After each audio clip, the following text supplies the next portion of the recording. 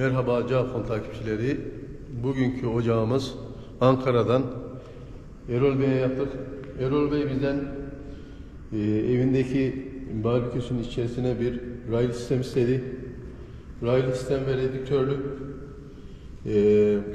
Erol Bey eti közün üzerinde kızarttıktan sonra elini yakmadan rahat bir şekilde kesim sağlamak için ray aracılığıyla krom tamirlerine getirerek etini rahat bir şekilde kesip servis edecek. Şöyle bir redüktörümüz var.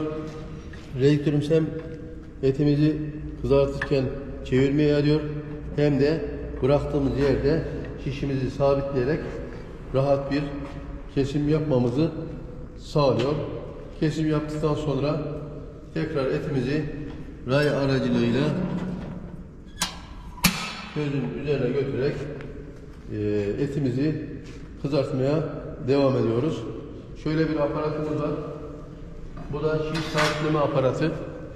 Eti takarken redüktörden şişi ayırarak buraya sabitleyip yerde etimizi rahat bir şekilde takabiliyoruz. Ankara'dan Erol Bey'e teşekkür ediyoruz. Cağkol kalitesini tercih etti. Güle güle kullansın.